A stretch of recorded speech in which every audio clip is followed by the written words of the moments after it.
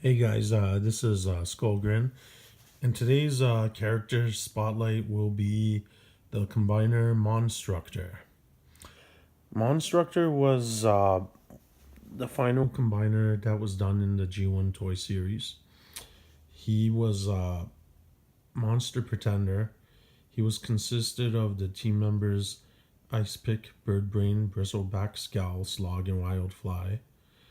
And basically, he didn't really get a lot of coverage in the original comic books, but then later onwards, he had a GI Joe versus Transformers cameo in a story, and then he was introduced more fully in the IDW Generation One continuity, where he was not the last combiner like in the original toy line, but apparently he was built to be the first combiner by Shockwave's teacher, the scientist Jaxus, who was commanded to create a combined being, a gestalt by his leader Nova Prime, in order to try to create a being that would have the fusion of the intellect and drive of each individual.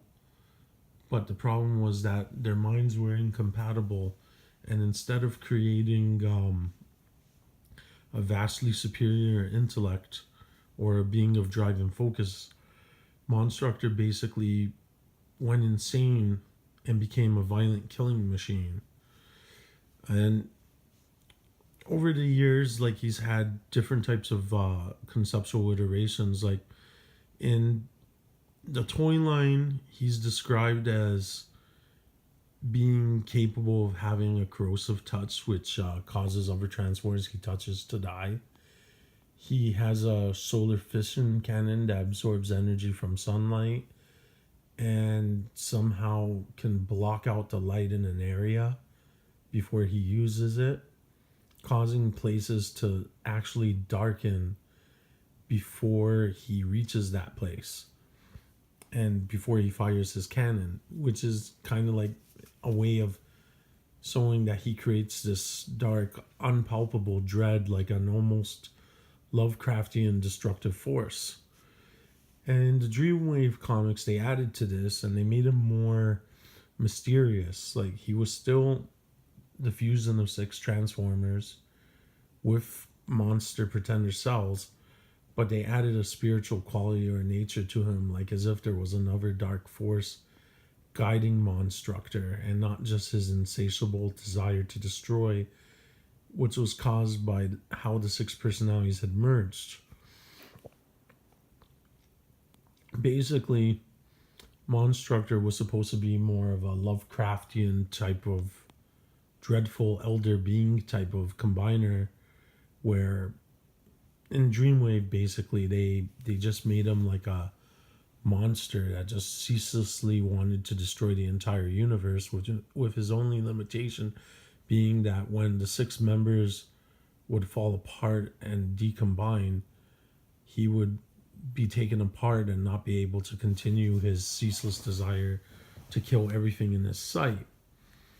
And of course, the mythical side of him, like the spiritual side, probably was because of the pretender shells having their own personalities based on the monsters that they formed, and that somehow affecting the combination of MONSTRUCTOR and influencing him.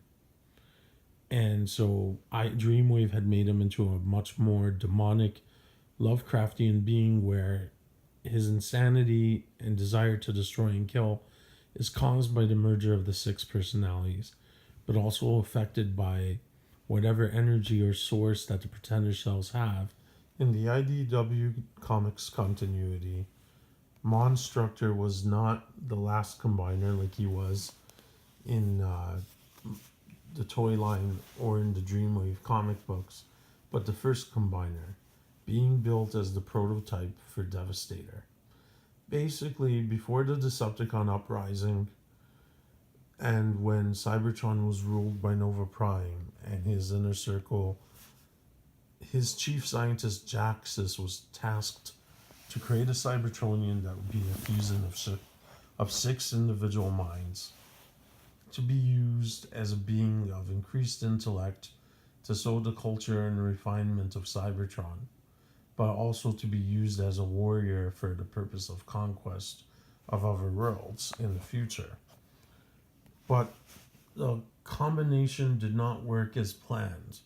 The six minds were incompatible, and instead of their most positive attributes merging together to create a more highly intelligent, cohesive being who was gifted and talented with each of their attributes in a positive way, they instead became an insane, violent killing machine that was incoherent, merging together the negative qualities of the six individuals in a way that would create a being that was pretty much like an incoherent serial killer. A robot driven only to kill things ceaselessly without any pause or hesitation, and to only want to see things die and be destroyed, but also not being able to combine the six minds correctly to have a cohesive intelligence. So basically, MONSTRUCTOR ended up being a mentally unstable killing machine. And he ended up destroying the Crystal City when he was unveiled. He ended up getting into a fight with Omega Supreme. Omega Supreme considered him to be an abomination and had him exiled from Cybertron right around the time that Nova Prime and Jaxus and the rest of Nova Prime's inner circle were going to leave Cybertron anyways. And so, in the Optimus spotlight, when Optimus Prime tries to get info from Omega Supreme about what Nova Prime was like, we are introduced to MONSTRUCTOR for the first time, and the six teammates combine in order to hunt Omega Supreme down and get revenge for their exile. But within the story, we see how the combination negatively affected them and heightened their aggression, and also kind of drove them insane, and how they became obsessed with revenge for being exiled from their home planet by Omega Supreme and for being deemed as abominations.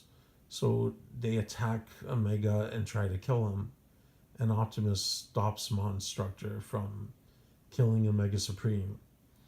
Then we get kind of a very scary, chilling type of revelation by Omega that the combiner technology of Jaxus should not fall into the hands of the Decepticons, which is kind of an allusion to the creation of the Constructicon combiner Devastator.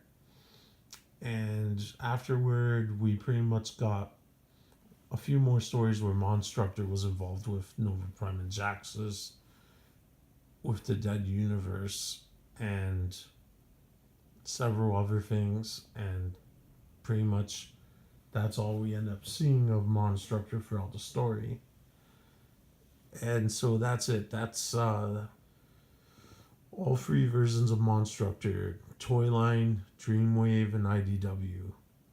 Thank you for watching, and this is Skullgrin signing out. Thank you. Bye.